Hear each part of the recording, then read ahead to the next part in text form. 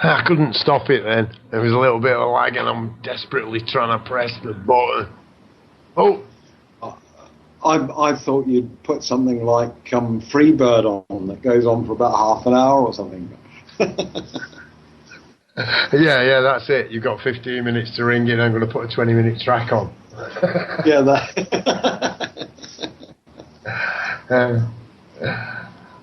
So yeah, and like I say, there's quite a lot of music out there. I mean, which is inspirational, and that was for me. I heard that and I just thought, wow,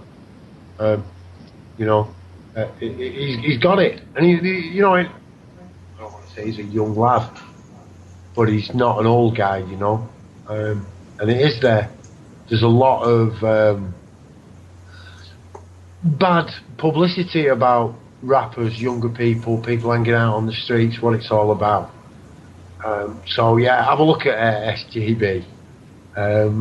He's out there. He is out there, and he is doing it in his own way. Just like many of you are listening now. There's another band that's well worth coming across, and that's a band called Seize the Day. And these people are great. They get out there and they block Monsanto's gates and everything. And in fact, they won the Roots Music Award on BBC. I think it was Radio 3 or Radio 4. Radio 3, I think. And they won because all their fans voted for them on the internet. And then the BBC turned around because the last thing they wanted was Seize the Day standing up on live television, telling everyone all about George Bush's war and Tony Blair's war in Iraq. So Radio 3 said, oh no, they'd cheated in trying to get these votes, and they didn't give them the award. But they weren't allowed to go along to the award ceremony, so they went along there, took all their clothes off, got up on stage, and had a naked protest. But they're a great band. This is folk music, and folk has really been in the forefront of protest ever since there's been protests. So yeah, it is, isn't it, man? And getting the right tunes for the right topic as well. That's kind of a little bit. Yeah.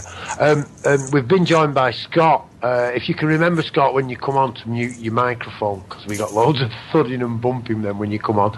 But no worries, man. Good to have you with us. Just while you're not speaking, if you can mute it, because we pick up everything.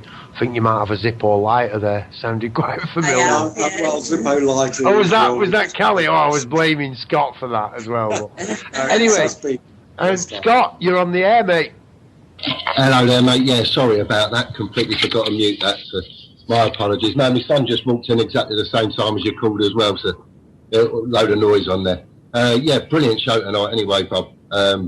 Just wanted to say that really, mate, and fantastic. Right, well, there you go, guys. We've done a brilliant show.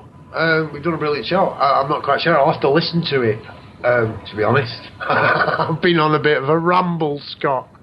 Oh, I'm sure you enjoy it when you hear it anyway, mate. No, it's been brilliant. You said a lot of good stuff there, Bob. Stuff that, well, how do you say it? Keeps the spirits high, mate, and that's what's needed in these times for sure. So you're doing a great job. You're putting a brilliant message out there, every single one of you. So, have you mentioned as well about Praja? So, Prajna, yeah, we might need some support. Is it tomorrow, Praj? I think you're going to. But before you do, Scott, just back off. Prajna, just back off your mic. Prajna, 1 second. Just back off your microphone a little bit for us, Scott. Yeah, is that any better? Just a touch more if you can. You're really loud. It's all right. It shouldn't be too bad because I've got it. No, I will have in a minute. How's that? Any better? That's tons better, mate. Oh, perfect. I'll leave that to Praj anyway, so sorry. Yeah, Scott, tomorrow afternoon, anyone who happens to be around Liverpool with not a lot to do, I don't know, I'm rather hoping to win out by having the truth in court. That's usually the best way. It didn't work for Michael Doherty. It didn't work for Michael Doherty, and it didn't work for a lot of other people. But I thought I'd give them a chance, and I'm out for that rather than to overwhelm them with the quantity of support. that I got behind me. But of course, I welcome everyone to come along and see justice being done if indeed that happens. You know. And that is at 1:45 tomorrow at the Community Justice Centre, which masquerades as a court. Yeah. And that's on Boundary Street near Vauxhall Road, just outside town. And I mean, if you can't get justice in a place like that, where can you get justice, really? Thanks for bringing that up, Scott. Yeah, no worries. I just thought I can't remember hearing it through the show, and it's good information that needs to go out there. Let's get behind Praj. Praj, I wish I could be there, mate, but there's no way. There's no way. Things are really. Well, yeah, I know that there's a whole lot of passive support there in the background as well. In fact, there are a number of people who have said that they'll come along. So I have plenty of company, and it should be a very entertaining day. You know, as I was saying earlier, even to get me to swear to tell the whole truth, well, that's rather going to be an interesting conversation that I have with a judge. And it will be a judge tomorrow. It'll be a district judge and not a bunch of magistrates. So this guy's supposed to know a little bit about the law. Let's see if he does. If he does. Well, I'm sure you'll be able to teach him, Praj. Well, we'll be doing our utmost to assist him, which I think is the way that barristers refer to it in appeal cases and so on. You know, and I have done a little bit of dredging around in their book, you know, to find stuff that backs me up. So it should be fun. I'll be spending most of the afternoon sitting in the waiting room waiting to give evidence. I think I'll take my Tower Being with me, babe, and if they want me to swear an oath on anything, I'll swear on the Dow. Yeah. Is it one of those where anyone could go along? So, I mean, if you could sneak sure. If you could sneak a camera in, that would be absolutely fantastic. I would love it. We would never dream of suggesting such a thing. I know you wouldn't suggest anything like that. But we are people of freedom, and we fully endorse anyone that wishes to do whatever they wish to do. You know? And you know, I wouldn't even want to sound excited about the possibility that somebody might do something. I wouldn't want anybody to get into any trouble or anything at all. But if you did actually have Skype on an iPhone, and it should actually be switched on, then you're not actually recording anything. Well, you've got a live stream. Absolutely. I do know that a number of people have set up a Skype call, and technically that's not recording; it's just transmitting from the court to the server. And under the Wireless and Television Act, as long as you don't act upon the information that's received, and it doesn't contain personal address of individuals, and then that's fine. I mean, I wouldn't like to, like I say, get anybody into any trouble, but I wouldn't have any problems at all at streaming anything from anywhere. I mean, we're live. Well, yeah, we're live. Yeah. But can you imagine the state of things if the judge happened to tune into Darkcity Radio in the middle of the court session? Not that I'm saying this is a. Well, maybe if he did, he wouldn't have to. If he tuned in at Darkcity Radio tonight, okay, you'd arrive there tomorrow, and he'd say... Oh, no, I was thinking live during the case. Yeah, hear himself. It'd be funny, wouldn't it, if I actually then have to message somebody and tell them to mute the microphone because it's causing feedback. Yeah. Excuse me, Judge, can you turn your radio off? But yeah, I don't... As far as I'm concerned, you can't enter a court. You're entering a church. The same as the same things happen. The trust is developed in your absence before you enter the room. So, you've got to dissolve that.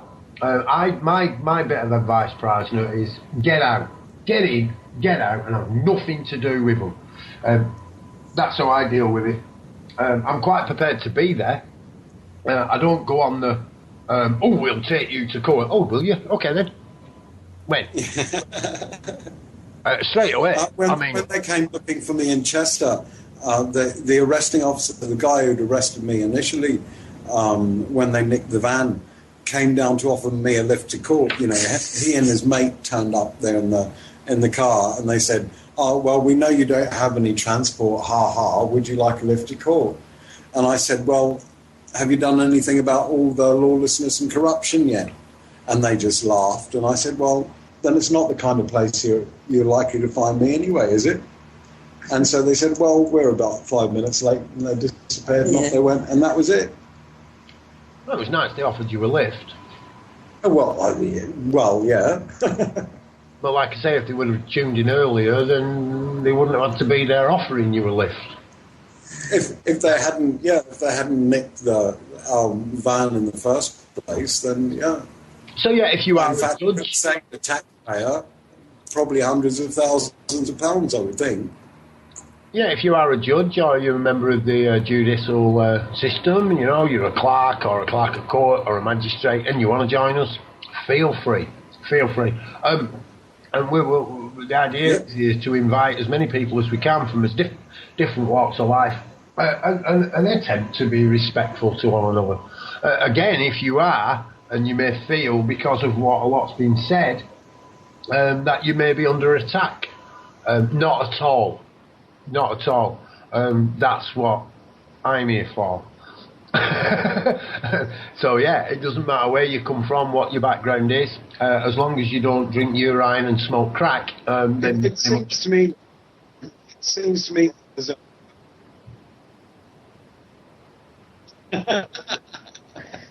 Well, do you know, there was a point where an awful lot of our friends were drinking urine, but don't get me started on AdBlue, for God's sake.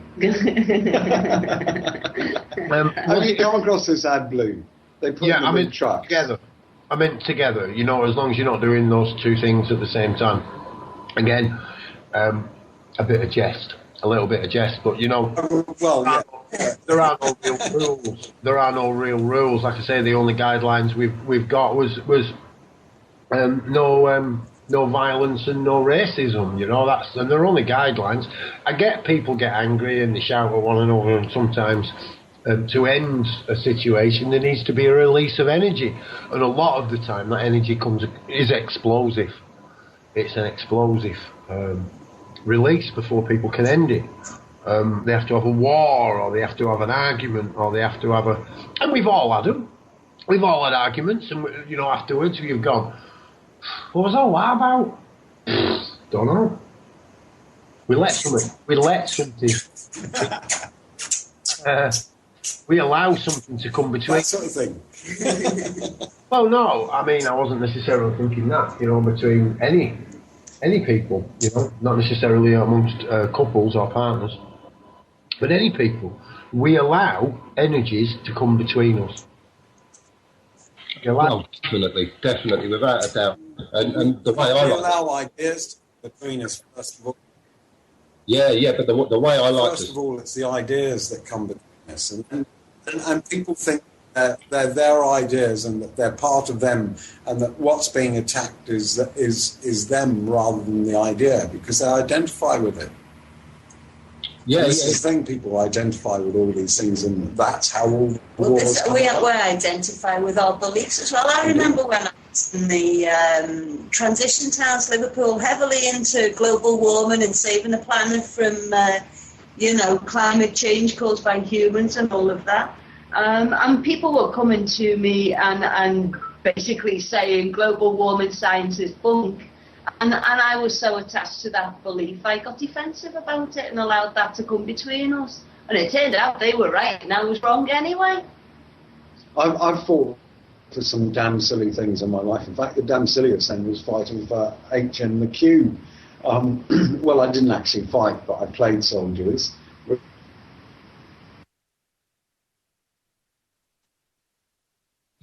Hello? Yeah, I think we just lost Prasna then. Oh, I thought I've been dropped out there. So, it always happens. Right, we have. He's just lost his connection. Right in the middle of a Jaffa cake. I just bit into a Jaffa cake, and there it was, Scott. He'd gone. Oh, well, there you are. Well, this has a chance to get a word in now anyway, Bob, did it?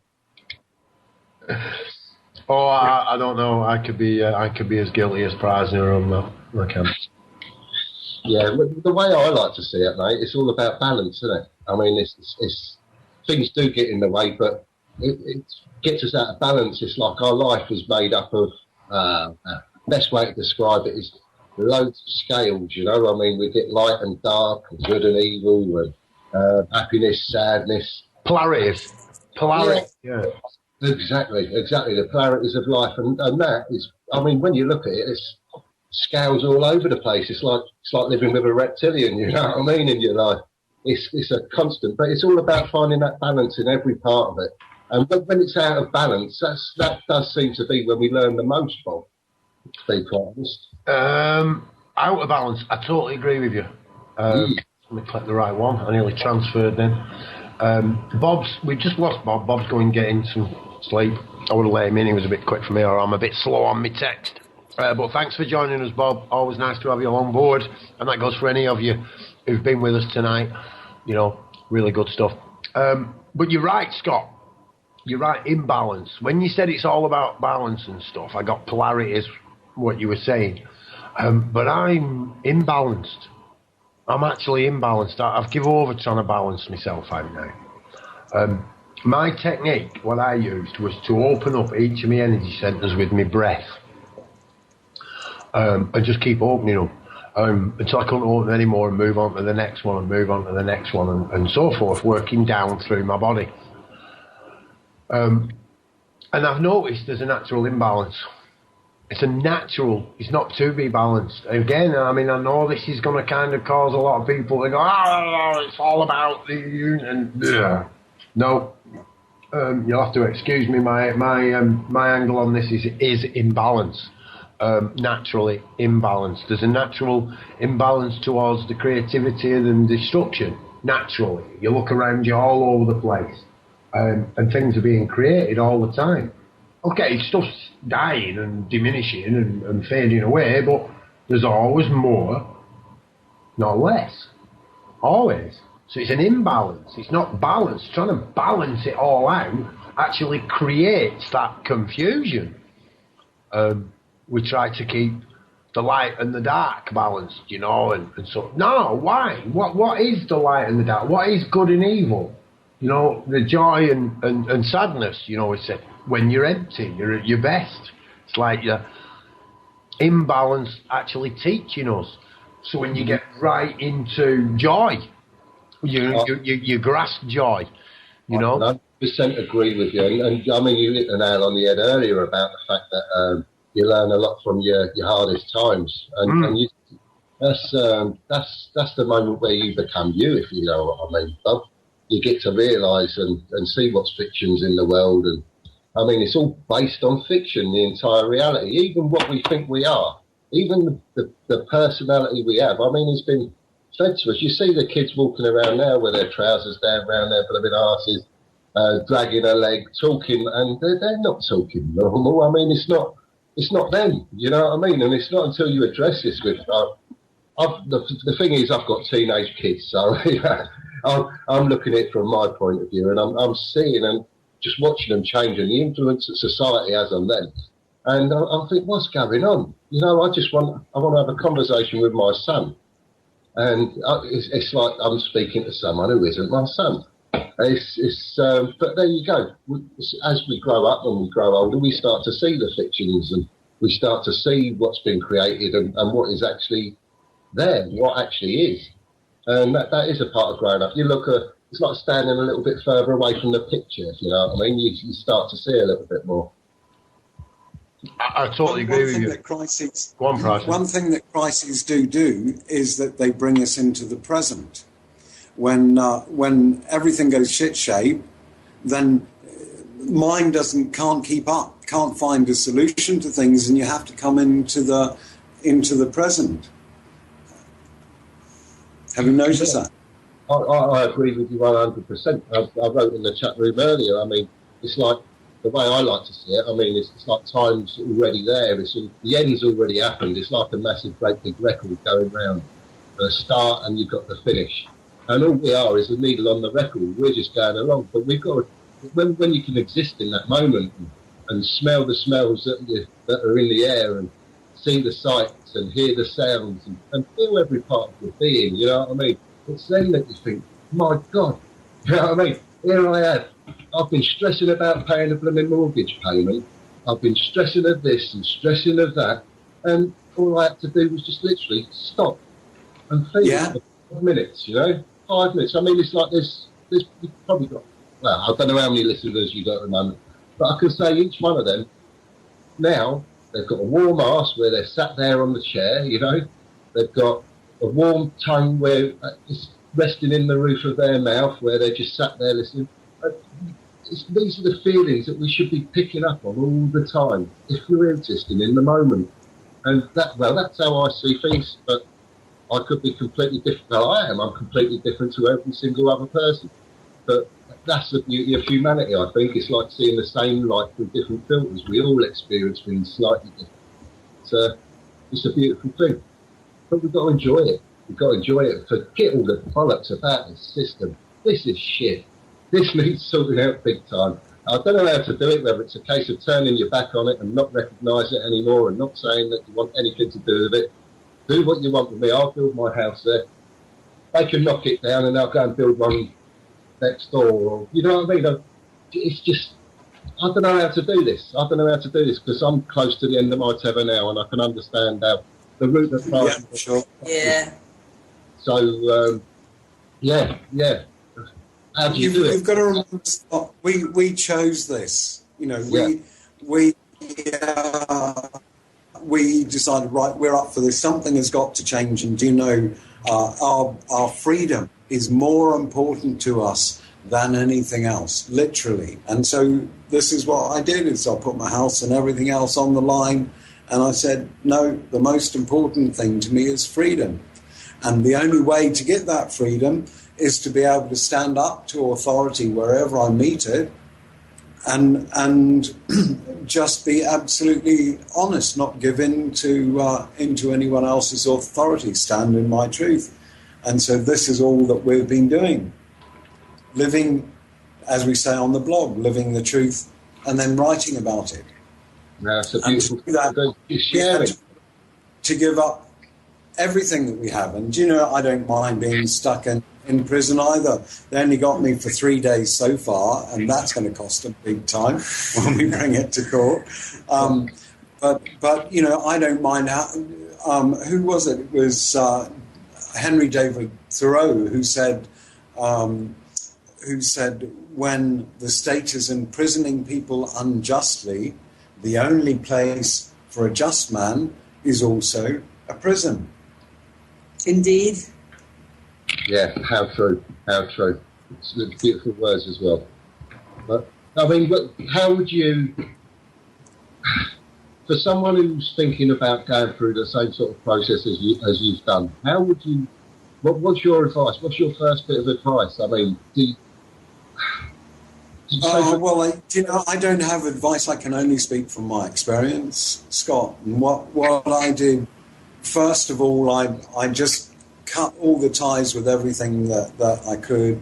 You know, I had a big house in Hampshire, and I just I gave that to my boys, and actually that served several purposes. One is it meant that I could be free to go and do and risk whatever I chose, and secondly, it gave them a shitload of responsibility, and they were just sat there playing computer games the whole time, and it was about time they had a little bit of responsibility. So it's a little bit of harsh love. Normally what people do is they throw their teenage kids out of the house to have a life of their own. Well, instead I just gave the house and everything and the mortgage and all the problems to them and said, look, if you want to be in that game, here's a chance.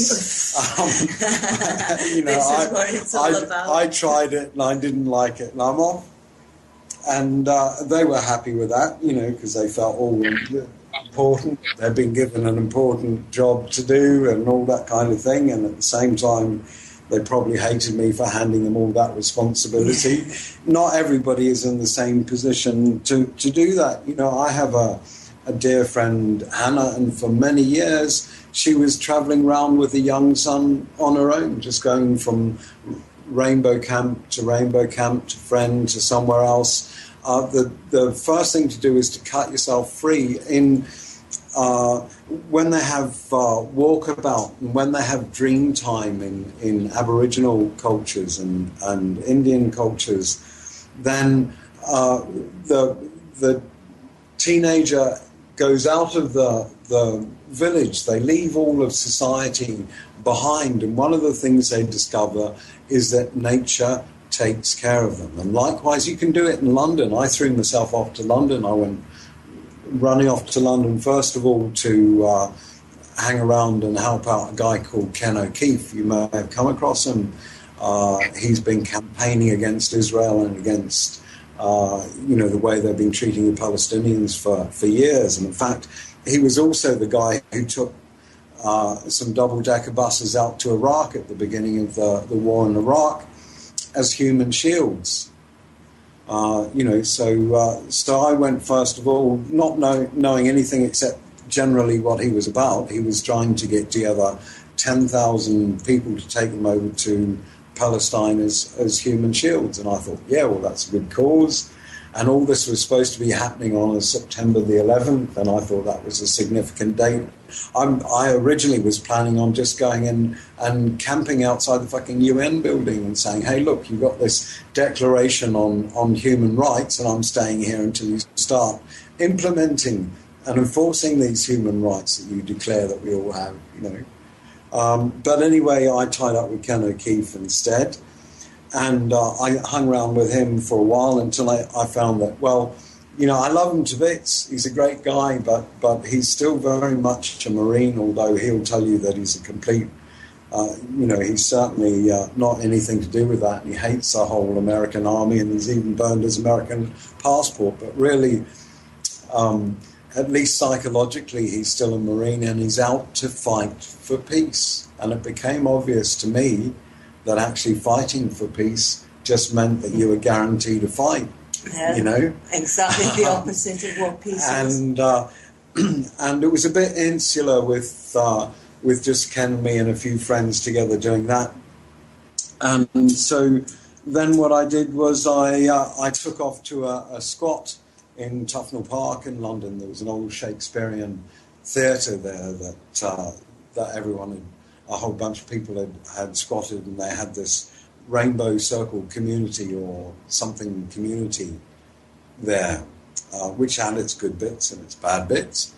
And I went along and I just hung around there, and I basically looked after their computers, and I met an amazing guy. And one thing after the other, just things happened. And when you look back at your life, you find actually all your life just things happen. My teacher in India, he's blind. Now, most people in India, if they're blind, they're sat on the side of the street with a begging bowl. He has a white cane and one suitcase, and he doesn't have a home. He just goes from place to place, and he teaches yoga and meditation and so on, but he never charges anyone anything for anything. And people say to him, but how do you survive? How do you have a roof over your head and food to eat and so on? And he always says the same thing. He just says, somewhere, somehow something happens. And when you have had an experience of living like this, where somehow, somewhere, something happened, just happened. And actually, it's been going on like that all through your life. But you've had this big idea that actually you were in charge. It was your will. It was all your plans and so on.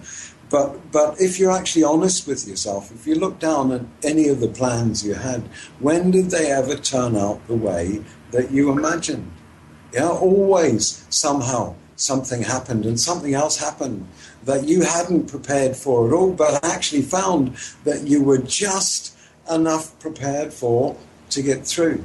When people start to see that this is what the reality isn't all these rules and laws and so on. There is an intelligence to nature and to life itself, and when you connect with that, then you can be free of all these rules. Okay, you're not free of the hassle because everybody else is all subject not only to the rules, and for good reason, because they're all being driven around the place by this will that's determined to have plans and to do things and achieve things and become things. This is the other thing. They're trying to become things without ever having stopped to find out who they are.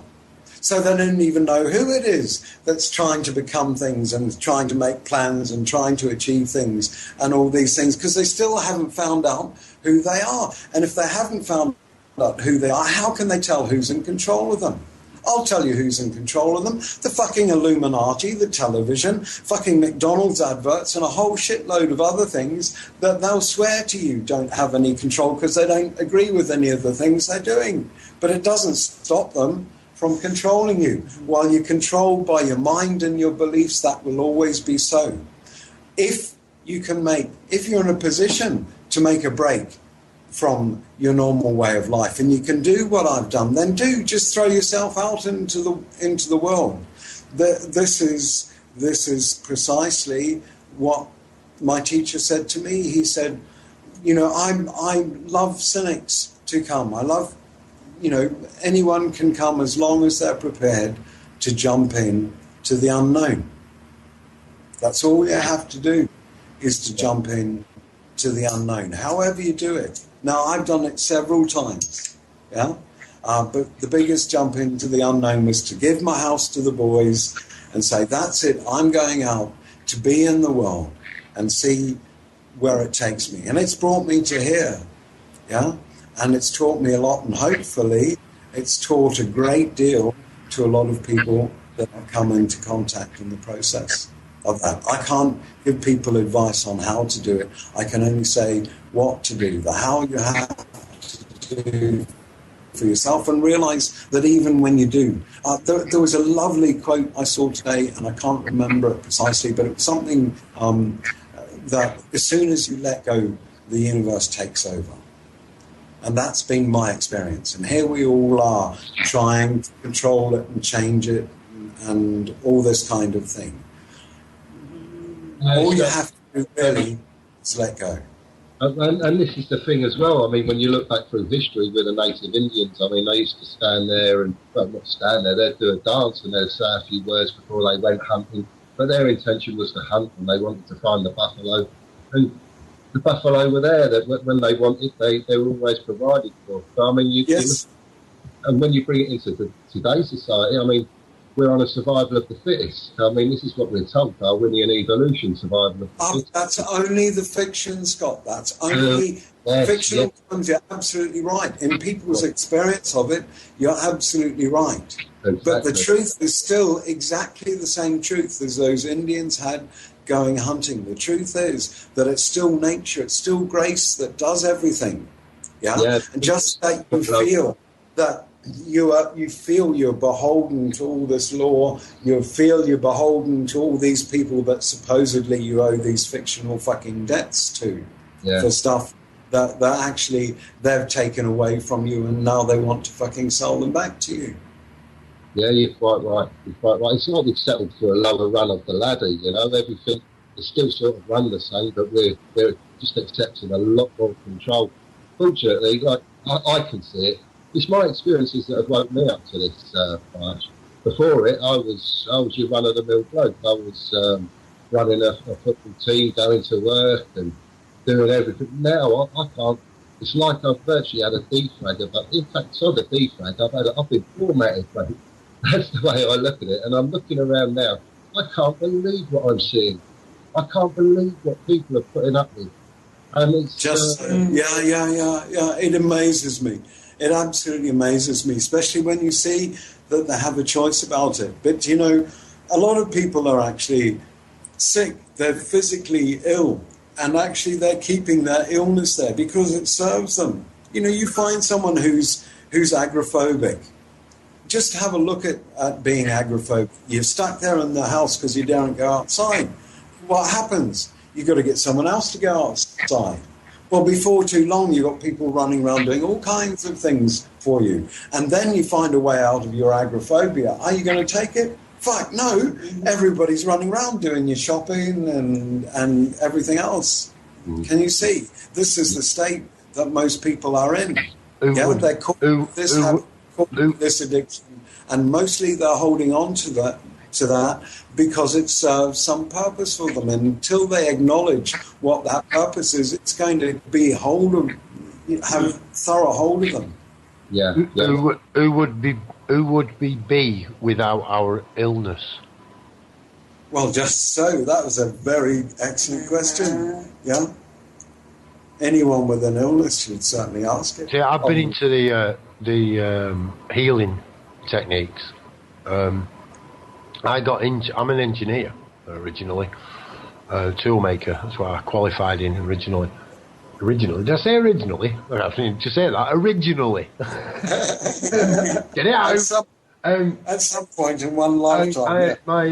My ex-wife had fallen on the stairs, bottom 4 or 5 steps, and she'd fallen, slid down, and burnt her back. She was a staff nurse in theatre, and she went a couple of days later, really bad back pain, and she'd broken her back, and they didn't notice it because the burn. They thought it was just a burn because she burnt back on the carpet, and they didn't know. Anyway, later she went for a scan.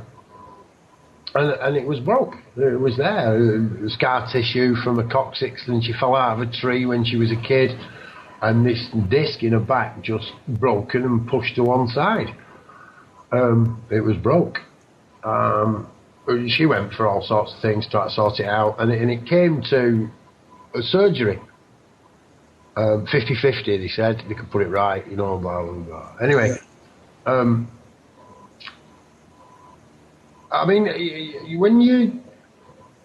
Scott said about things, sometimes when you're imbalanced, I think, but I had to carry my missus for a week to the toilet. It breaks your heart, man. It breaks your heart, It still does when I think about it, and I've got virtually no emotional connection to that now, but, it was a tricky thing. It's an amazing and I went. close I used to do a lot. I used to do a lot of work with parties, raves, free parties we called them. They called them illegal raves. But I used to do a lot with that. And I was asked to go to the island of Bute with a mate of mine who had a band, and he was doing an Hells Angels festival. Well, when we got there, it was a bikers rally, and most of them were like accountants and stuff, and they had the chop out for the weekend. So it wasn't in fact, we were the most wildest ones there.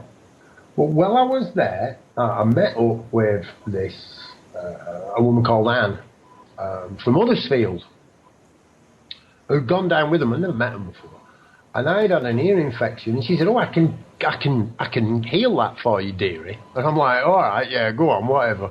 And she gave me what she called a healing. Well, that morning, the morning I woke up, a big wax plug came out of my ear with a fungal infection. That's what I'd had. I'd had a fungal infection. Yeah. Anyway, I chatted to her. I said, "Hey, that might have been coincidence, but whatever. That worked." And she went, "Oh, yeah, it does. It really does." And she taught me a little bit about some things, just chatting, really. And I said to her, "I tell you what, my missus has got a broken back. Come and fix her and name your price." At that point, it wouldn't matter. If she would have said, "Sell your house, you owe me 100 grand, sold it." Wouldn't matter. There was nothing more important to me in my life. Nothing more important. And she came. And she fixed her. No, she didn't, actually. She taught her how to do it. How to fix herself. And she only spent about half an hour with her or something. Maybe an hour.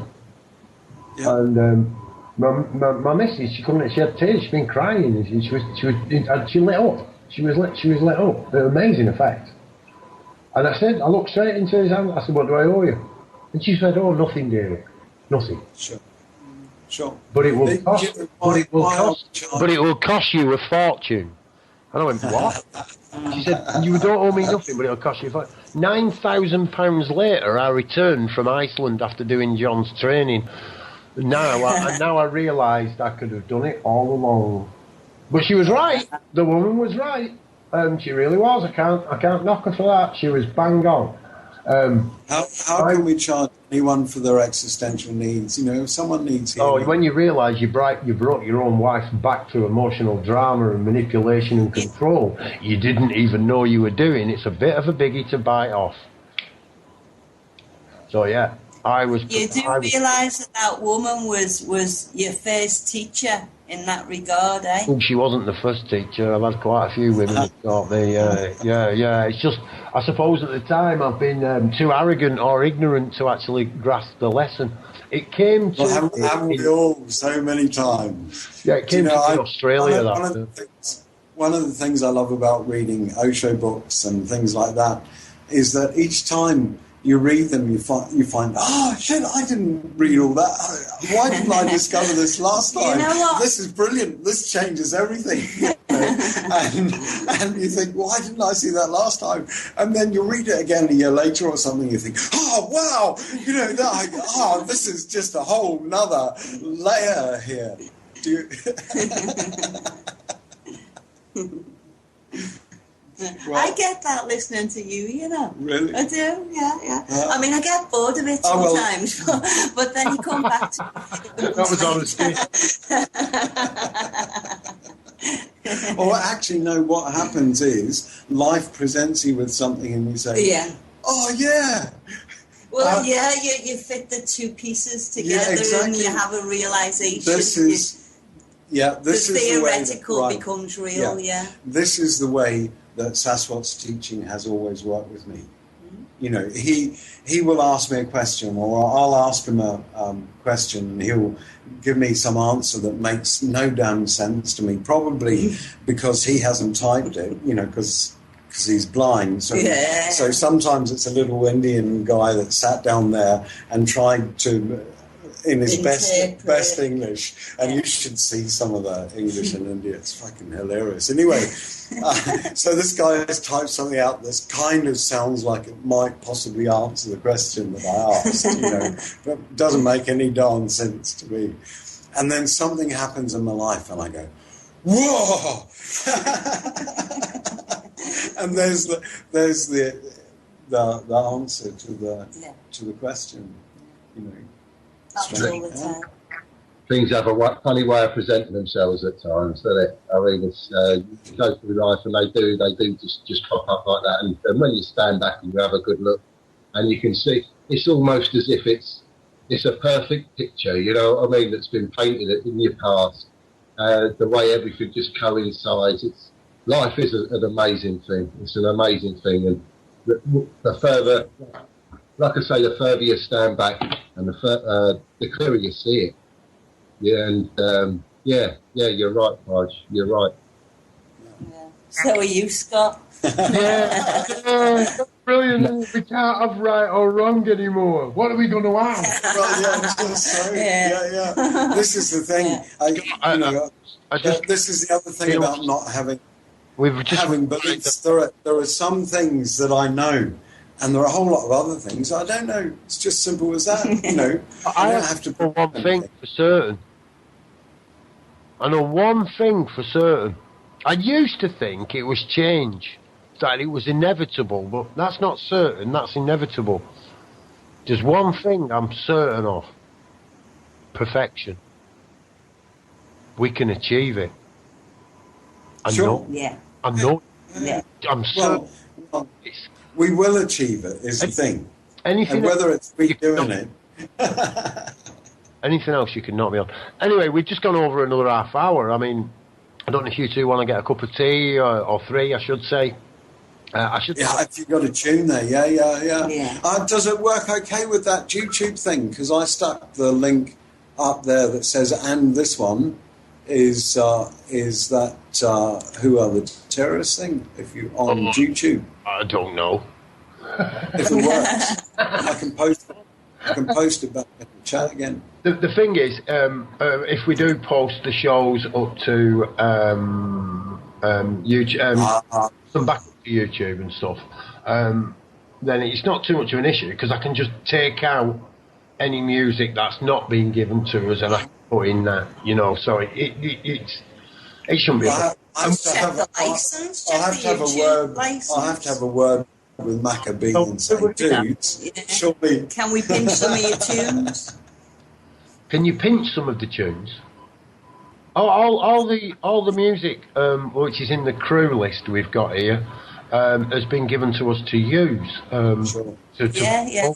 to promote and stuff. So yeah, I can't actually give them to you, but they are all freely available. No, I wasn't saying that. No, totally got flipped and reversed there. There you go. It doesn't matter. It wasn't important. Right. But I got no mute button here at the moment. Say again. I said I've got no mute button here at the moment, so we'll try and be quiet as little mice while the tunes. You bloody Linux users, I'm telling you.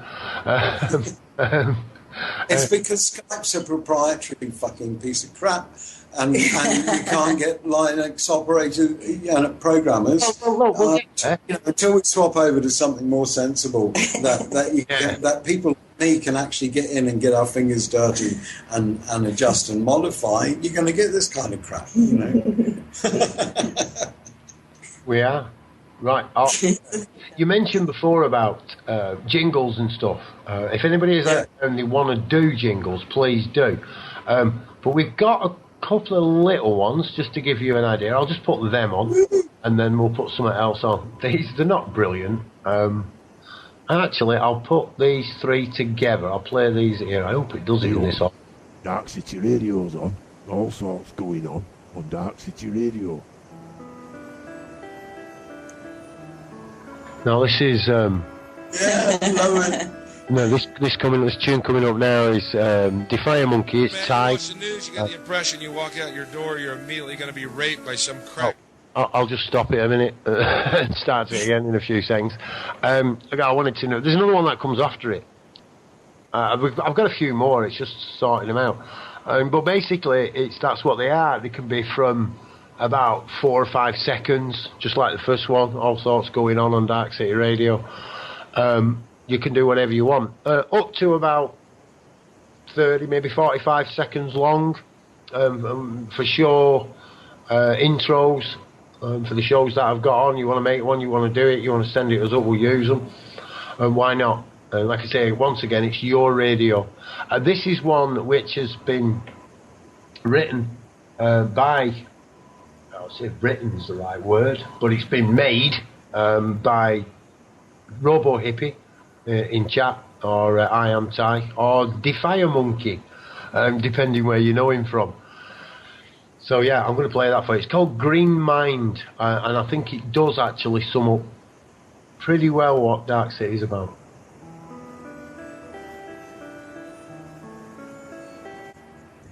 Things on Dark City Radio. Lots of things. Things on Dark City Radio. Lots of things, but no smoking crack and no drinking your own urine. I can't help that now. It just keeps coming in the head. Dark City Radio, everything goes except for crack. Did make an impressive show though, mate. I couldn't stop laughing through that one. But he couldn't shout it either, so yeah, brilliant. Yeah, it's what it's all about, isn't it, man? Bringing people together. You know, how diverse can you actually get when I actually sit back, as Prajna was saying, you know, just sit back and look at the picture a little bit, you know. There's myself, there's Bob, Earth. I can't just call him. I'm going to call him Bob Earth because I can never remember what the next bit is. There's Dom, and you know, Rupert.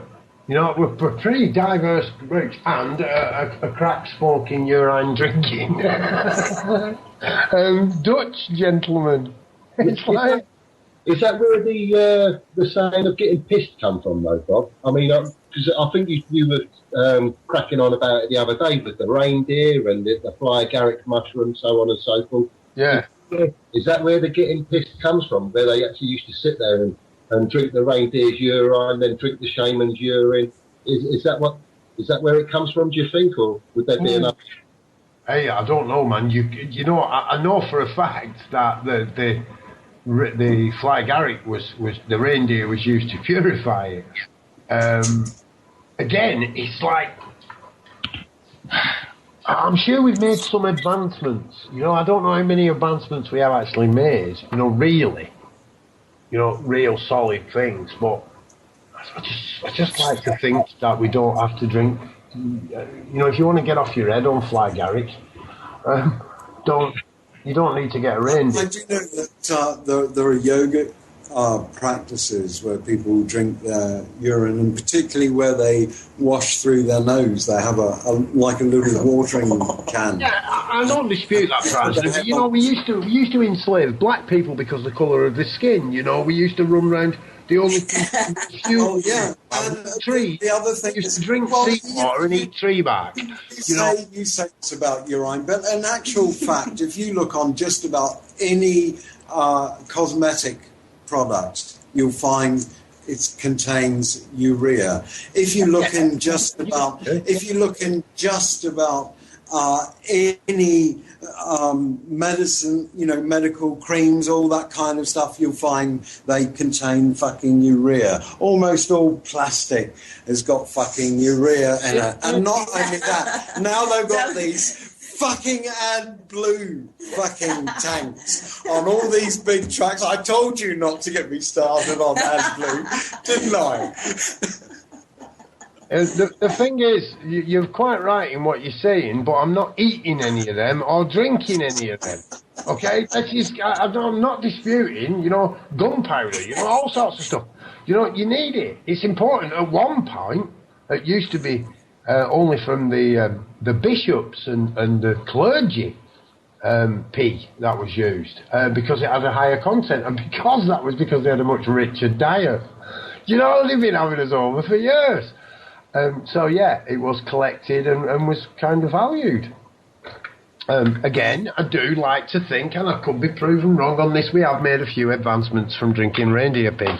Okay. That's saying that, you know, they're so poor that they don't have a pot to piss in. That's because, you know, the poor people who weren't absolutely poor would have a bucket, and the whole family would piss in the bucket. And when the bucket was full, that got taken off down to the tannery, and they got money for it, you know. Yeah. But if someone was really poor, then they didn't have a pot to piss in, and so that's where the saying comes from. You know, I don't know what your problem is with all this. You know. No, listen. Not that I'm taking the piss. I get this now. It's a conspiracy. This is definitely going on behind the scenes here. I don't care how many. I am not joining the urine drinking club. No, I don't care. I've heard about New Agers. Apparently, they're all into, what was it? I mean, Scott's listened to it. I mean, we could do with Bob coming back now, because Bob would tell me. I've been told about the New Agers, but they're all into SMNX sex or something. I'm not joining. They're all into everything that the fucking Illuminati put them onto. You know, this is all just a big Zionist plot. Anyway, they created all this New Age stuff and Blavatsky and all that shit. You know, it's all mind fuck stuff thing. Oh well, I don't know, man. I was trying to work out if I could gel with any of these groups, you know, if they work with me. So that kind of put the New Age group. And then I heard about Occupy. I thought, now then people might have an idea. But apparently, if you're not a rock star with you, you know, I don't mind having dreads. Right, I haven't got dreads. I've got long hair, but I haven't got dreads. But not stitching them into my scalp. That's going too far. So I'm out with Occupy. I can't do Occupy, unfortunately.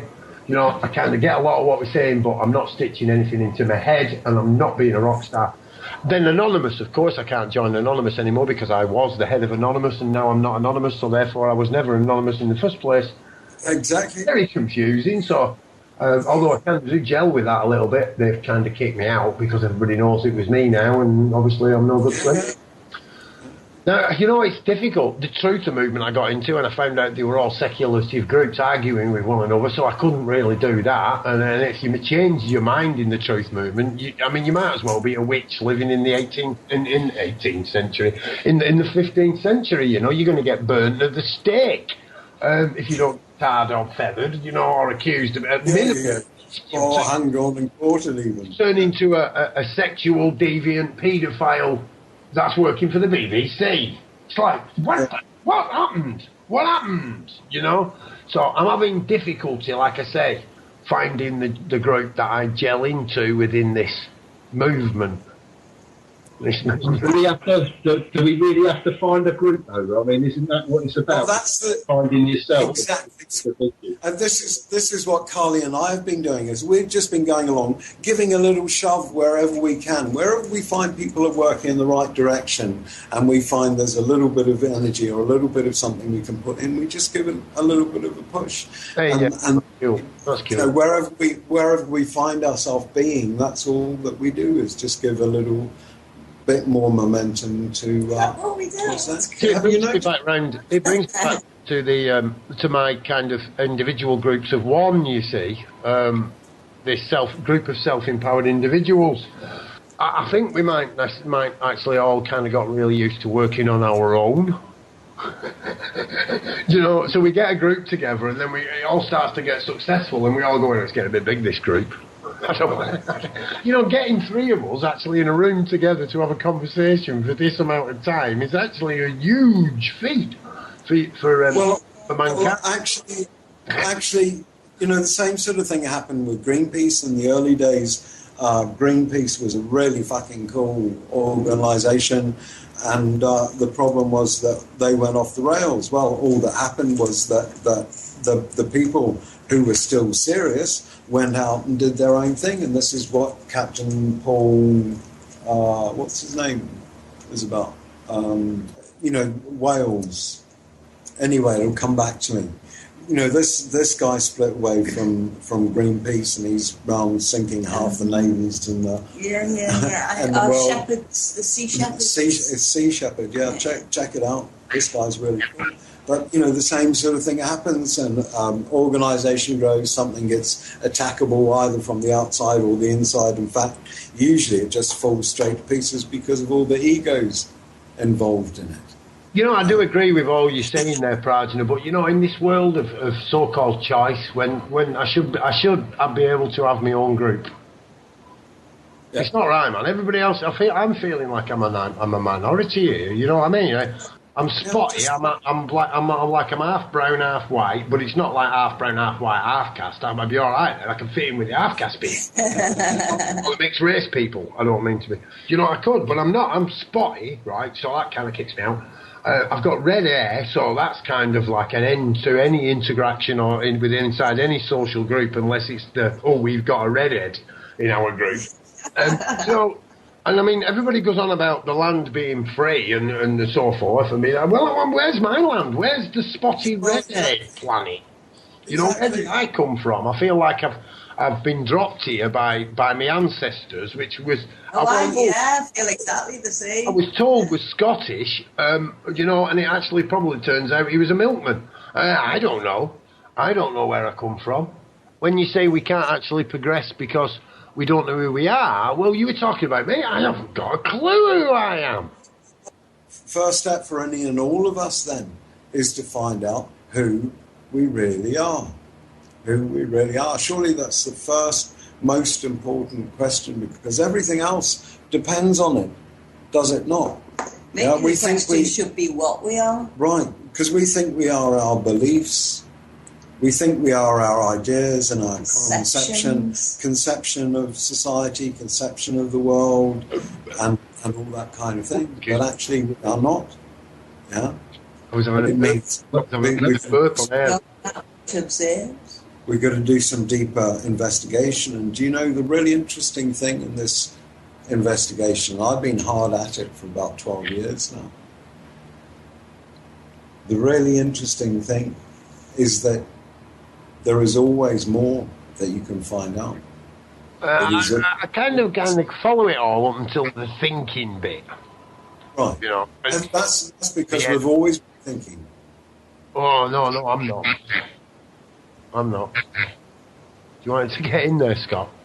I think, yeah. I mean, when you break it down, the nature of our own reality, we haven't got a bloody clue. Raj, we know nothing. We know nothing. We know nothing except for what we're fed from the day we're born. And science now, when you start to look at, I mean, you mentioned earlier, Bob, about the amount of light that we actually see. You've got the visual spectrum and you've got the visible spectrum. If you put the visual spectrum, what we can see over a distance, you say, we're looking at about 2 centimetres out of the visible spectrum, which is over 2,000 miles. Yeah, so when we look at that, we are looking through the tiniest gap of reality. The amount of things that must be out there is absolutely phenomenal. But we only judge on what we can see. It's the first thing, I mean, I don't know if anyone listens to Caesar Milan or has ever seen Caesar Milan, the dog. But I mean, when you're communicating with a dog, the first thing you want to do, their main sense is their smell. So you'd offer out a hand. You wouldn't go straight away eye contact. Oh, there's a good dog, put your hand out. You're going to get bitten, you know, if the dog's get unsure. So you've got to attract them at their main sense, which is their smell. With us, with humans, our main sense is our eyes. I mean, it's what we see. So to sit back and think that we know everything because we can see everything, I mean, we can't. We haven't even scratched the surface as far as that's concerned. So then you look onto what is the meaning of this? I mean, what's the meaning of this life? I mean, surely it's not about collecting money and just having as many possessions as I can before I die so I can leave to my children and then hopefully come back another time. It's not about that. There must be more to it. There's got to be more to it.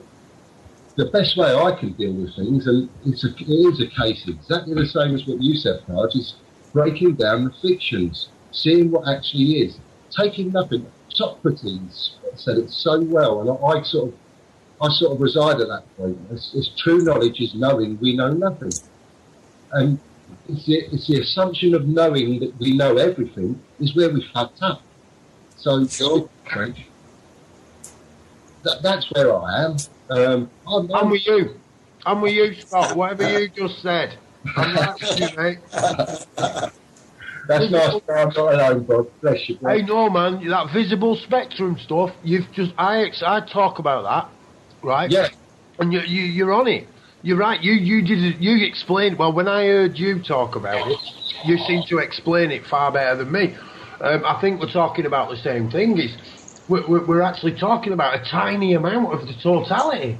Yeah, totally right. I mean, there's Josh Rogan. I don't know if you've ever heard of him. He's a comedian and a cage fighter from the US who's dabbled a bit in the DMT, and his consciousness is wide awake. And he explained it very similarly, very well. It was a case of if you're blind, you can't hear, and you can't smell anything. You could be sat on a settee with me, and I could let the stinkiest curry fart go, right? And you'd be sat there. You would have no knowledge that you're sat there in my stench. Why? Because you haven't got the senses to detect it. Now, how much is out there that we haven't got the senses to detect? Yet we're so quick to ridicule anyone who says that they've experienced something out of the norm. The ridicule is there like a ton of bricks. So I should know. I mean, I've experienced a lot of it. That's why I tend to keep my mouth shut mainly about my experiences, because people can't accept it. Experience dictates a person's reality. And until you've experienced something, you can't really, there's no niche for it to fit into your reality. So, Sure. And that's a difficult thing. So, I mean, I've got some incredible things that I should be able to speak about, that I'd love to be able to speak about. But I can't. I can't speak about these things. Because I know that there's going to be the raised eyebrow or the you know what I mean? Because people experience electricity. Sorry, Price. Because people don't have the experience to relate it to. Oh, of course. That's exactly what it is. But until we stop the judging, I mean, you look at how society's been bred and how we actually look on things. I could mention a word to get a snigger. I could mention aliens, for example. You get a snigger. I could mention abduction. You'll get a snigger. I could mention conspiracy theory, and you'll get a snigger. Nothing else is taken serious from the point after them words have been mentioned. And this is the strangest thing for me. I mean, how have they managed to breathe that into us? How have they managed to put that into the public? You know, it's so flaming clever. It really is. It's a tapestry that's been weaved that is fantastic. hopefully we're going to have some answers soon. I would hope we'll have some answers soon. With the age of Aquarius, the time of who knows? Who knows? Let's sit back and see. Each day at a time, just be that needle on the record. Don't sort of project into the future. Don't think about what you just heard. Just be in that moment. Experience life as it happens, because otherwise you miss it. So, sorry, Kaz. Sorry, I was just interrupting to say that that's a practice, isn't it? Exactly what you describe, and that's something, because we can find ourselves and we'll sit, we'll be right in the moment, and then next thing you know, we're off somewhere and either mentally or physically getting involved in something else. Sorry. Listen, no, it's the most valuable. Myself entirely. It's the most valuable thing you can do or learn as a practice. All this knowledge benefits us only a small amount, and it's the practices that make all the difference. Yeah. Sorry to interrupt, Scott. You were on a really good roll there. I just wanted to throw a little quick thing in and go away. It's not always easy on Scott to do that. Yeah, what you've got to say. I mean, this is the thing. I mean, I'm starting to gel, or should we say, meet with people that have got a similar mindset. I mean, and this is a beautiful thing to know that you're not alone. You know what I mean? And there's no one really around my way that I can connect to. I've just met with someone recently through Facebook who's a similar sort of mindset, and he's that's because it's you, Scott. Yeah, maybe. Yeah, you're the one. No, I'm not. You're the one in your area that the others will connect to. You're the one. I heard this ages ago, man. There's one of us in every area, and some of us don't even know who we are yet.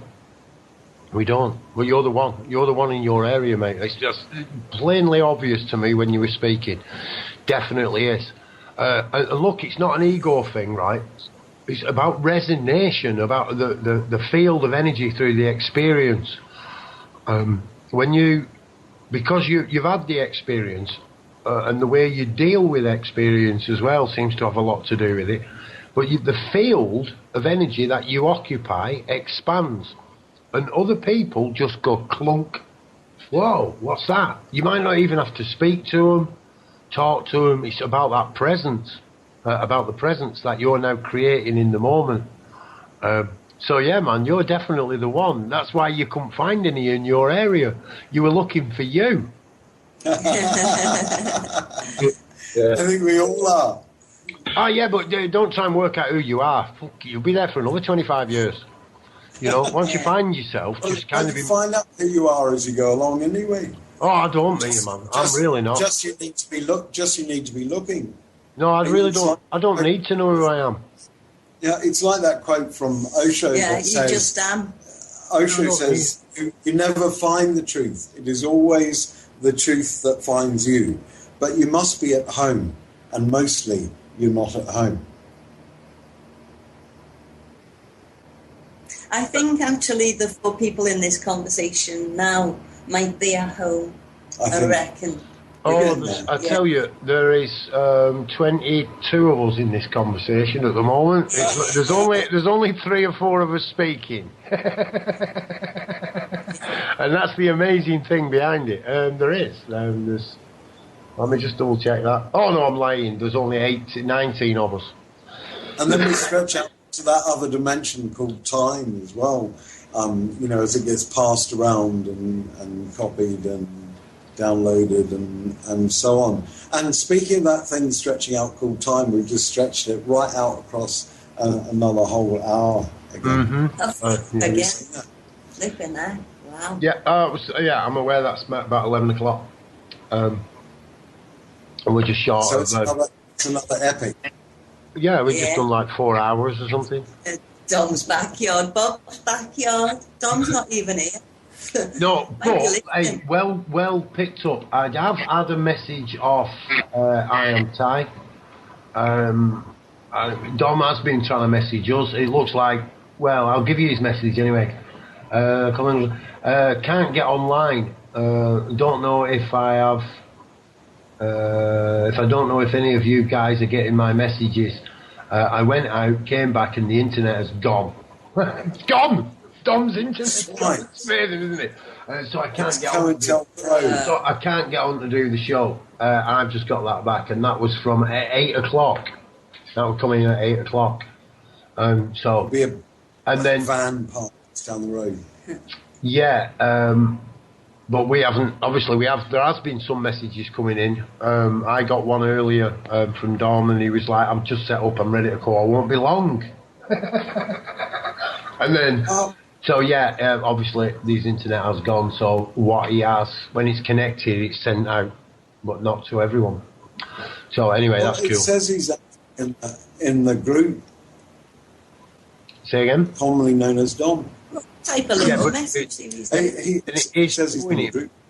Look, and it does show online as well. But this can be a lot to do with mobile phones. If you connect through a mobile phone, and then you don't log off, it leaves you logged on at their end, but you don't end up getting the message until you connect. And then you switch your phone off, and then someone sends you a message on Skype, and your phone wakes up and says, Well- "Hey, this is a Skype message." Yeah, well, I've had a really weird one happen, and it's not the first time this has happened between my mate John. I said he does the what was called Shambhala, but he's got sued. So I call it John Armitage's natural technique. To be honest, that's what I call it, because he's called originally. His mum called him John Armitage. And that's what I call it. John Armitage's natural healing technique. So, and I can put mastery technique, self-mastery technique onto that, because that's what he teaches, if anything. And yeah, I contacted him a while ago, and he mentioned about, I think we were doing the radio, and he said, "Oh yeah, okay, do something, and I contacted him and stuff, and I got no response. And he anyway, recently he started saying about doing a podcast, and I actually responded, "All right, so I take it you don't want to do it with us?" And he was like, "Yeah, I do." I'm like, "What?" And he responded, "Yeah, I do want to do something. I do want to do a show. I want to do something. Come on a show, do a show or something." I was like, "Right, okay." And he's like, "Well, I sent you messages. I sent you messages." And I just did, either I'm rubbish at it or I just didn't get them. And I thought, because I've sent him a few and he just didn't respond. And normally he'll either, "Yeah, right, okay." Not, necessarily get into big chats, but, he will respond. So, none at all. And then, like I say, only today, suddenly we kind of made the connection. I think it's when we were both online at the same time. Right. Yeah, weird. We actually made the connection. Skype doesn't send messages. No, that was on Facebook. That was awful, man. It was really weird. And it's like we got the messages today, what had been sent after we'd made the connection. Really? Yeah, it does some crazy things. It ate some of my messages today. I send these messages, and I know it sent them. They went, and then I've actually got them now. Oh, I've got them now, but they've come after the fact. Like, they've come backwards. Yeah, that happens. Yeah, it's just, what has gone on there? That's really weird. Really weird. Like, we'd never sent any, and then suddenly... That's the CIA fucking with us. it is echelon. Well, I tell you what, I hope they've got. I hope they're 100% focused on the consciousness, because this is the guy that taught me virtually everything I know. And the last thing you'd want to do is focus on him with a negative intention. That would be a really, really, really silly thing to do. Really silly. And the technique that was taught to me is also known as the missing link within Indonesian fighting arts. The technique I've been taught is not about healing anybody. It's the most destructive energies that have ever been brought together on Earth. I've put it to practice. I've seen what it can do. We've got nothing to fear. Anyone can learn this. Anyone can do it. It is about being open. It is about using your own technique that works for you. You can't actually learn that from anyone else. You can't. you know, you've got to put your own into working practice. It's enormously to do with the intention that we've got, and most of us aren't aware of our own intention. We're really not. So yeah, I mean, but we can all. Yeah, before you even start on that, you have to find out who is the who that is doing all of this. No, he'll guarantee you don't. It doesn't matter. He will not judge you from the position what you're actually at, and that's a good thing about it. It doesn't matter. In fact, surely before someone has power to change everything, surely they should have power over their own mind and their own self before they start exercising power over the rest of the world. Isn't this the problem with all our political systems? No power over people exercising power over us, and they've got no power even to prevent themselves from being fucking paedophiles. Prajna, you have no power over no one else when you empower yourself. That's the point.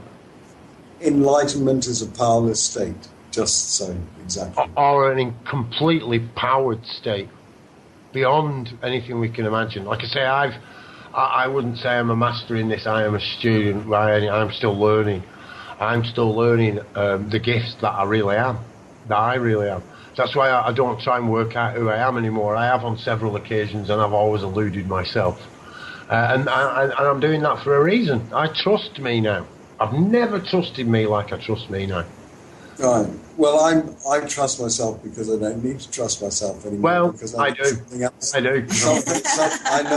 I know that my nature is doing things according to its nature, and I trust nature. You know, why should I miss it?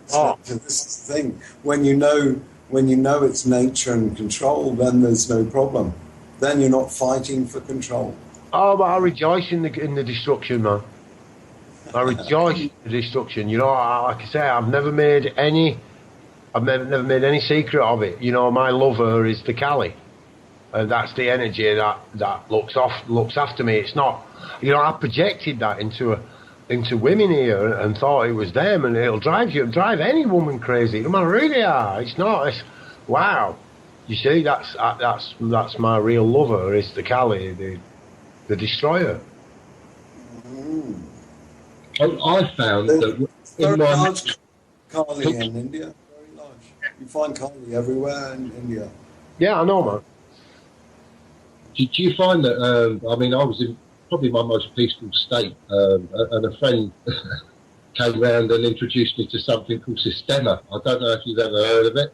It's a Russian martial art called Sistema, which is the Spetsnaz, they train in it.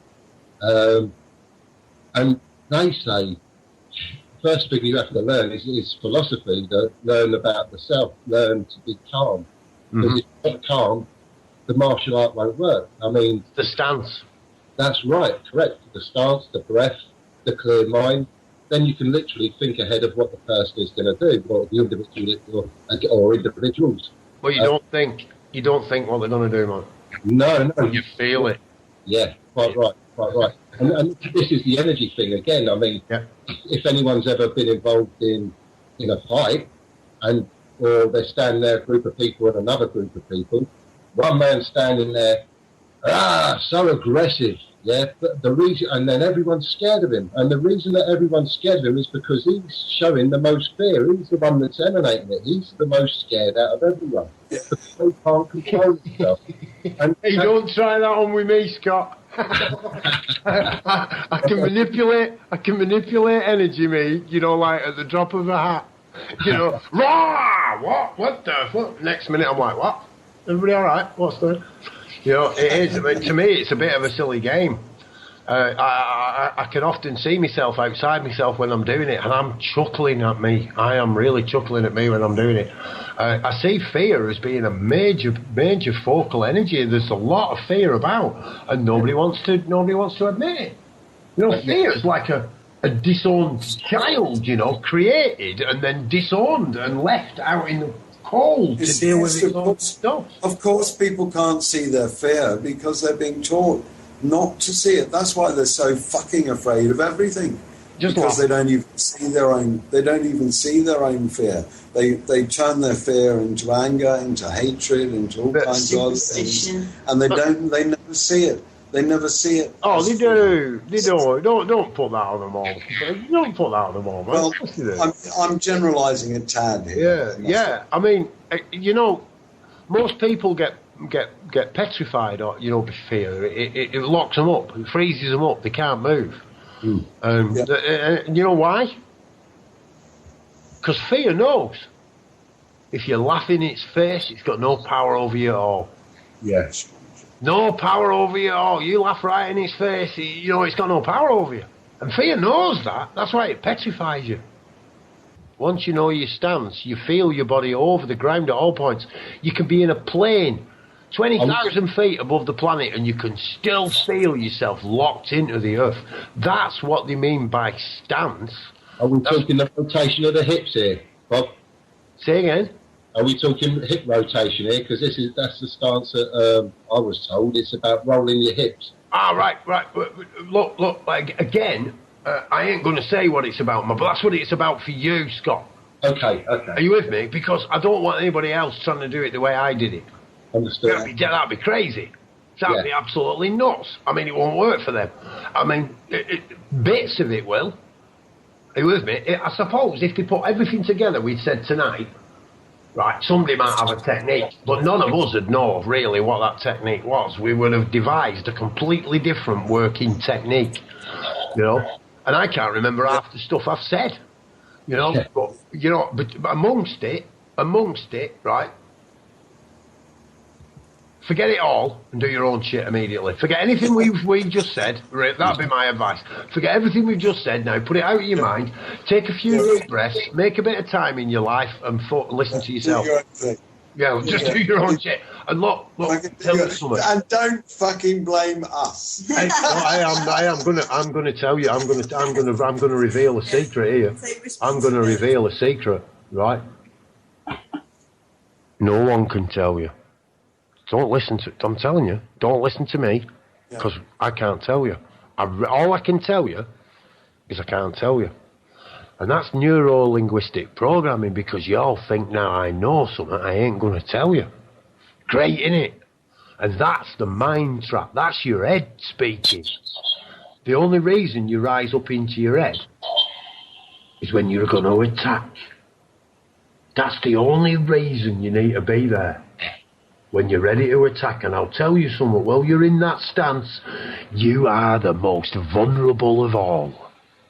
Because the master never, ever rises. His stance is always perfect upon the ground. You can think whatever you want, because it's from beneath you where the true control lies if you seek it.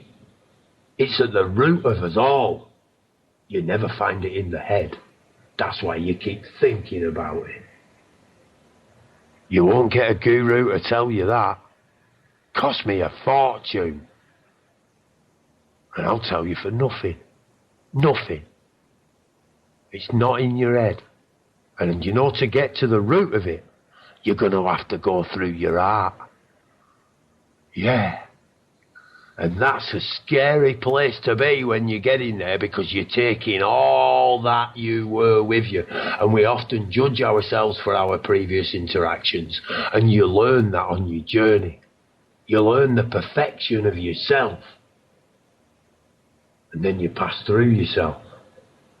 And then you get to the root of your cause. Your cause. You don't need to know who you are. It's not important. You need to know what we're here to do. You need to know what we're here doing. Once you know, your belief will end in an instant. Gone. Gone. No more belief. Because you have belief. And you try and manipulate others. Because you can't do it to yourself. Simple. It really is simple. Makes a lot of sense. A lot of sense. It's not popular though, Scott. Telling you. Not popular. It weren't popular when John broke it like 1980s, and smashed an hole in the side of the Reiki pocket. It isn't going to be popular with a lot of people.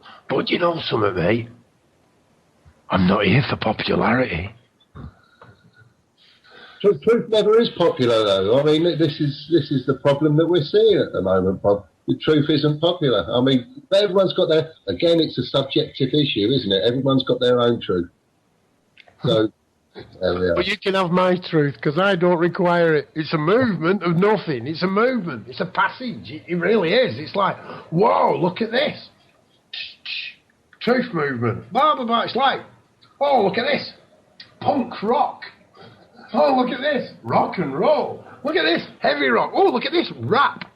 That's all it is. It's no different. It's no different. Reggae.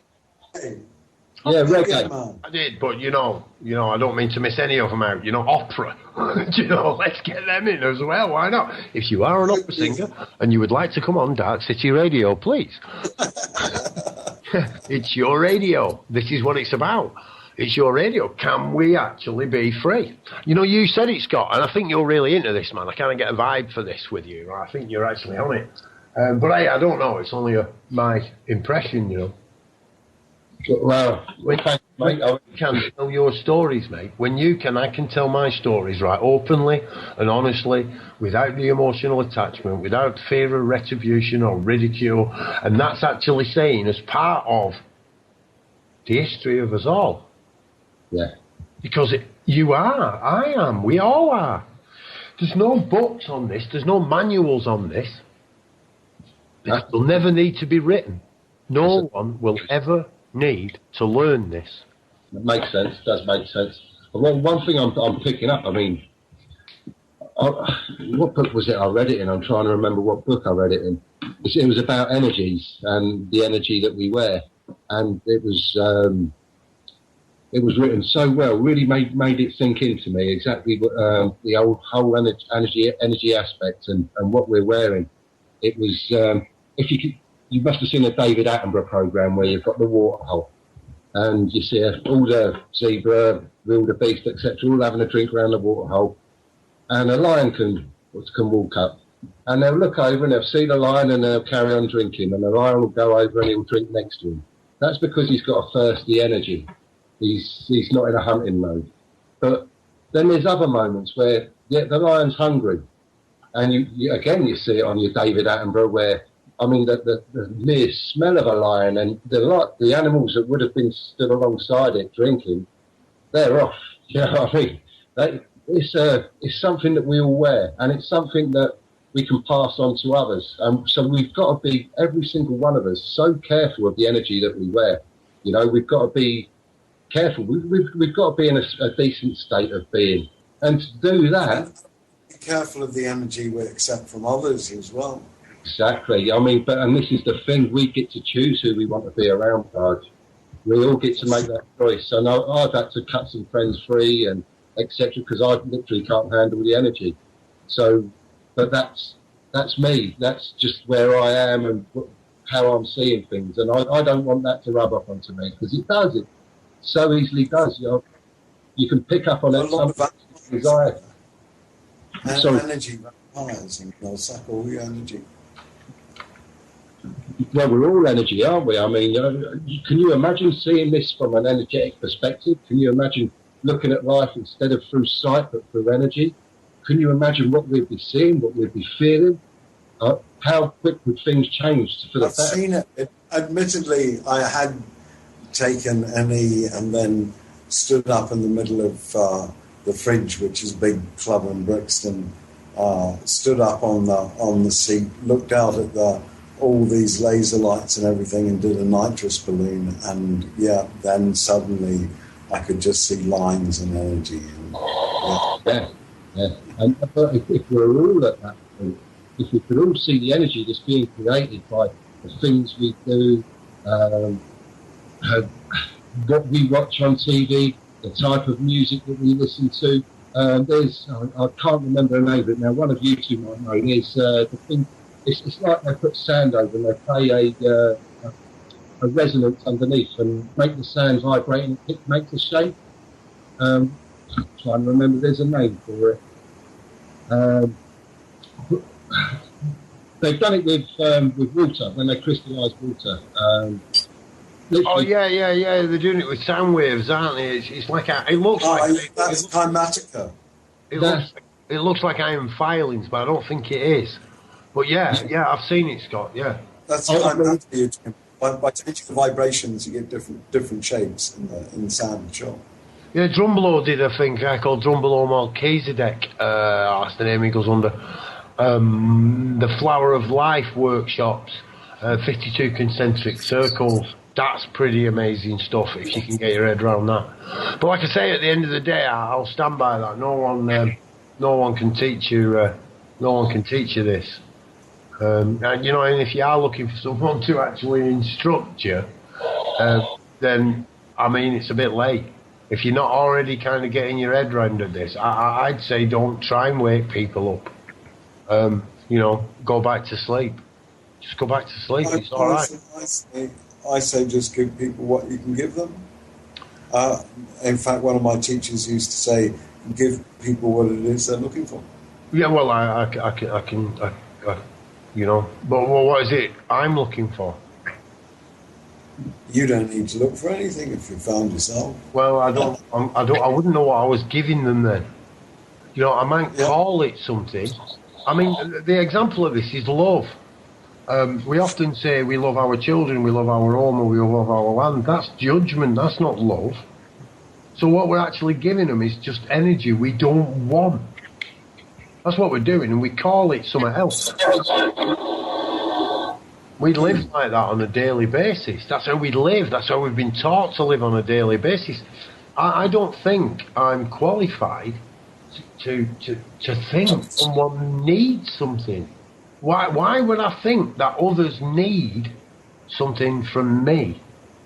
Well, because sometimes they ask. In fact, sometimes they even demand. Did you want to get in there, Scott?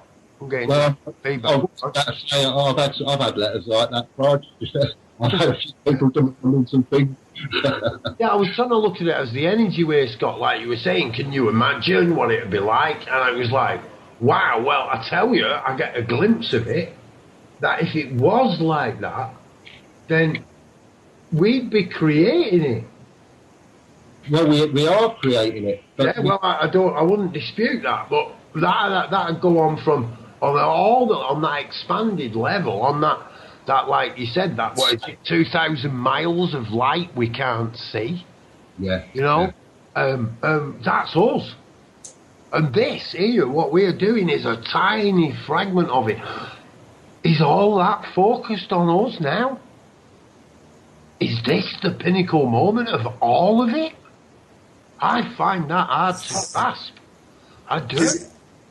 Could any moment be the pinnacle? Is there only one moment and are we all in it now? Is the question I'd ask myself. Well, yeah. You've got quite a deep thinker, Bob, really, mate. I mean, I've listened to you and you've come out to stuff and you've really made me think. But, I mean, if I was just there, don't take this the wrong way, mate. You don't sound like you are that sort of deep thinker that you are. But I'm not thinking, bro. Oh, right. I'm not doing... Ooh, I'm not thinking. You know, I don't learn then. Yeah. Yeah, I don't learn when I'm thinking. My consciousness has risen up into my mind, and that's in an attack posture. That's what that is. I know that, you see. It's my journey, you know. But yeah, I don't... You just explained something for me there, mate. Because a lot of the time when I... With the most sense that I think I've come out with, I actually am not aware of the sense that I've just come out with. You don't need to be. That's the true fighting stance, man. Freestyle. You can't think of it, but you will always be placed into a position to observe your enemy's weakest point. Yeah. Always. The true master ignores it. They see their enemy's weak point and they ignore it. Because if you focus on it, your enemy will know as well. And once you've actually grounded out of that position of conflict, you realise you are the only one who is worthy to be your adversary. No one else here is. No one else is worthy. None. Now that, when that come to my consciousness, man, crashed me. Crashed me. Because without judgment, we're all worthy. All of us. Of receiving how you'd explain it, and I'll go right with that. Of receiving the totality of focus of all things. Would be worthy of it. Of receiving what we're due. Because I can get why there's a lot of people got fear because of that unworthiness. We've been trained to receive such rubbish, crappy energy. Make do with it, live amongst it, pass it around, feed on it. It's like, whoa. When you see it, it turns you. It turns you. It turns your stomach, turns your consciousness, turns your being.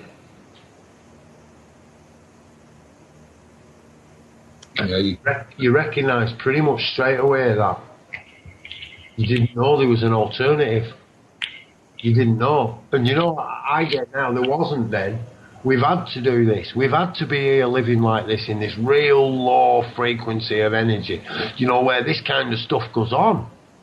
Murder and tyranny and rape, butchery, you know, over and over and over again. That's its purpose.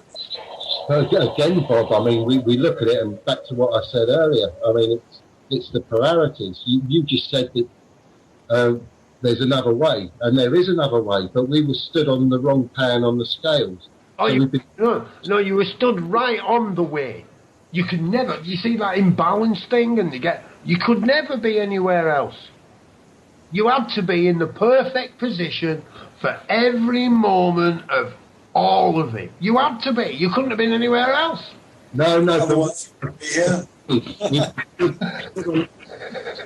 know, the oopy bit for that, man, is that also, without judgment and all being worthy, that goes for everybody. Whether they like it or not. Tough shit. Learn to live with it. That's, you know. But it's like we've been stood on the wrong pan. You know what I mean? As far as the scales go, we've been stood on the wrong side. As far as the system goes, we've been shown one way of life. Oh, hang on a minute. There is no wrong side. That is part of the perfection of it. It's only a very tiny amount, remember. Look, within this, like, what was it you said? Is it about an inch out of 2,000 miles? Is it? Yeah. See, I don't think it's even that. It's just... Well, all right, then. We'll say out of that. We'll call it a metre, right? We'll call it a metre, right? Make it dead big, right? Right, so we've got a metre out of 2,000... excuse me. 2,000 miles, right? And in our metre, right, there's 1 millimetre. 1 millimetre of shite, right? That's it. What? Yeah. Look at it. If we take all that power now that's focused here into this moment that we're all sharing in from our own unique perspectives, all of it, and what do we focus on? What do we focus on? Come on. It's dead easy. What are you focusing on? You've got to be honest with yourself. You know? You don't have to be honest with anybody else. It doesn't matter. You don't have to tell anybody else. But what are you focusing on? All that energy coming right here. 2,000 miles worth of energy down into our metre. And we take that metre and focus it onto 1 millimetre of shite and go, hey, what? Yeah. We're powering it up. We're powering it up. Telling you, we're doing it. It's us. And by us, I'm not talking about the hundreds of thousands of people out there who are fast asleep. Why you keep trying to wake them up? Just takes more of us then. What? What do you mean there's more than one group of people on Earth? More than one group of people? Hang on a minute. At the beginning of this conversation, my argument was the truth movement is just another speculative group within inside the groups that have been separated, trying to create unity through further separation. They've been successful. They've been completely and utterly successful in their plan. Perfectly successful. Thank you very much for dividing every single man, woman and child on the planet. Bring on the division, because all we'll be left with are self-empowered individuals. Checkmate. I find that one, that's double-barreled, mate, because... Yeah, well, it is. And what I'm trying to say is it doesn't matter which way we go, we're going to end up with self-empowered individuals. Yes, yeah. Doesn't matter. Even if a self-empowered individual is sat in a prison cell, you're still going to be self-empowered. Do you know, this is just exactly the same as they're doing with GM. Yeah? Hang on, just before we drift off, my point there, they're creating all these super weeds with their GM that are resistant to the GM, and likewise with us, you know, they're creating super weeds of us as well because of the way that they've been trying to exterminate us. Well, really, my point is the polarity that's there, right? That double-barreled nature. Work with it because it doesn't matter. It doesn't matter on what side you're on. It just shouldn't make any difference. Yeah, I can see what you're saying, but what I would like to promote is the fact that there is a way of life away from the system. I fully agree with you. There is a way of life, and it's been existing there all along. Yeah, it's been with the weight of the population stood on the other pan. The pan that we should be on is up there swinging in the sky.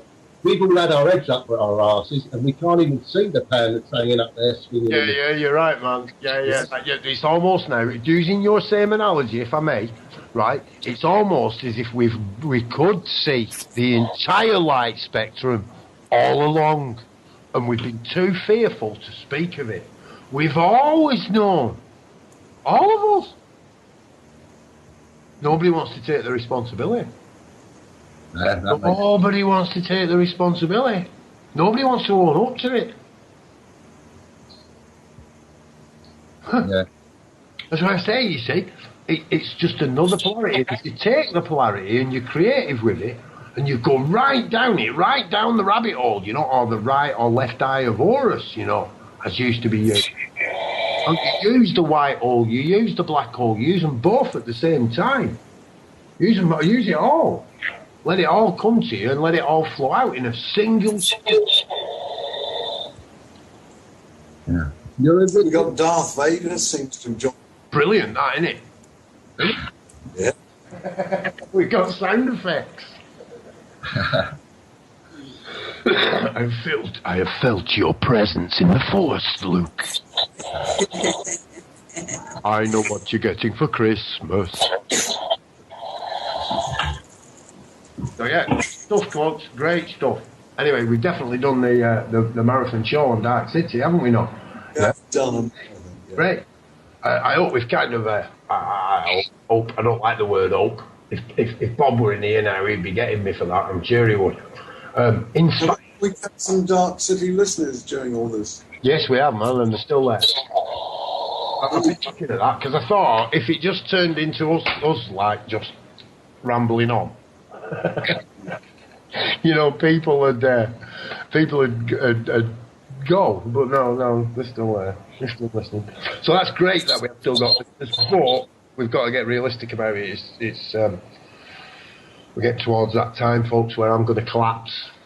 I'm going to go, oh no, and I don't mind doing that because it's really good. You get real deep sleep.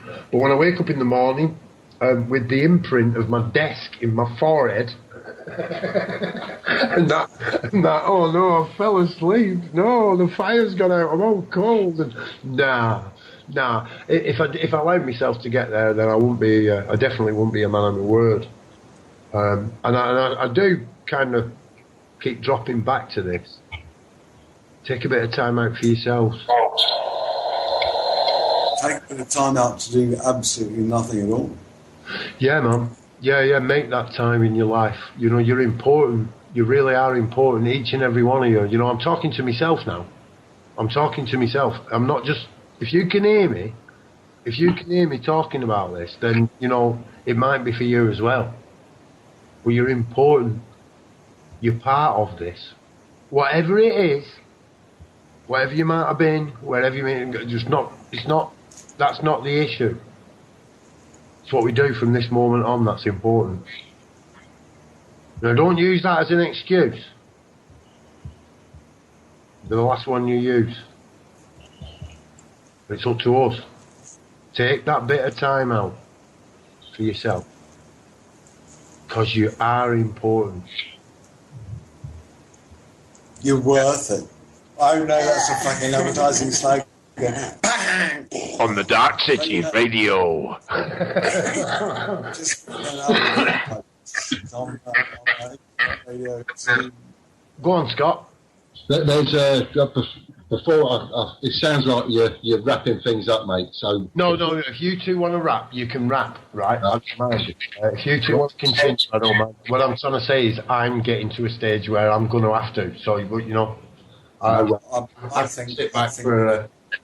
I can sit back because you two guys carry on for another hour or so.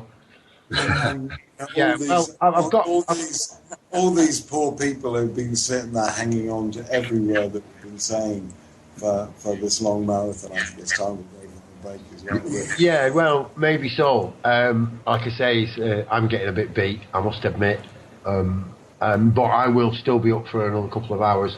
Besides Susan, who you all know, I've got quite a few friends over in Australia, and they're having quite. It happens this in Australia. So yeah, I'll be up for a while, but I know when I'm beat. You're beating me, gentlemen. There's a great documentary, not even documentary, it's a presentation by a man called Peter Russell, called The Primacy of Consciousness. Have a search for that on YouTube. Very, very highly recommend. Yeah, absolutely fantastic. What he actually does in this presentation, he breaks down everything that's physical, and it shows you that everything that we believe to actually exist doesn't exist. And the only thing that we haven't actually looked at, or we've left it to the church to look at, which is consciousness, is the only thing that actually exists. I mean, he even breaks down light particles to, I mean, he was saying that scientific discoveries just shown that a photon dies the second that it's formed. But in the same breath, we've got light speed. So how can a photon travel at any speed if it dies the second it's formed? So it just makes you understand the reality that we're in a little bit more, and it gives you a little bit more. It helps you show yourself. That's the easiest way of saying it, because it helps you identify with your own consciousness, and it breaks down everything else. So, Primacy of Consciousness by Peter Russell. Please have a listen and have a watch. I'm going to make a bit of a suggestion there, Scott. Do you want to? Most of these are audio, aren't they? You know, the amount of movies and films, they might have been filmed, but they're good audio. Do you want to put us a list together? I'll get them and we'll put them on. We'll just have a playlist of them. We'll do a day of it. Well, Primacy of Consciousness, you need to see the video itself. All right, man. Yeah. He's got some slides up there and is explaining things from the slides. So for that, when you're doing the video stuff, then yeah. Well, definitely, man. That's what I was going to say. Right. Well, yes, carry on with it. If we can do it, let's do it, because we can do that.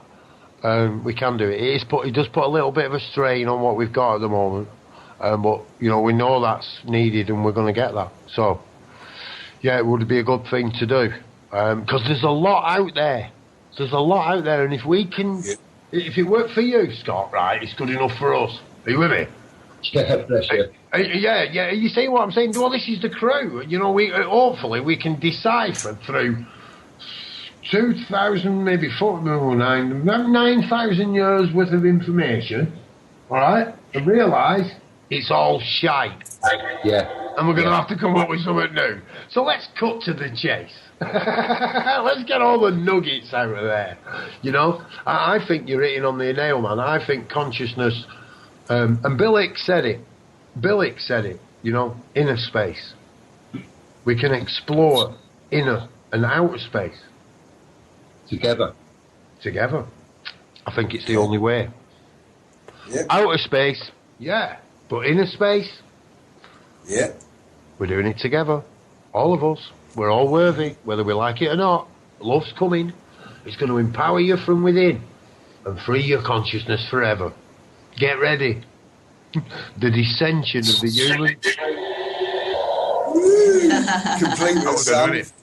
The dissension of the human consciousness has most definitely begun. I think we'll wrap it there, shall we? Darkcity, www.something or other. Look it up, you'll find it. You'll find it. Just Google Yeah, if it. you're listening to this, you probably already know where we are.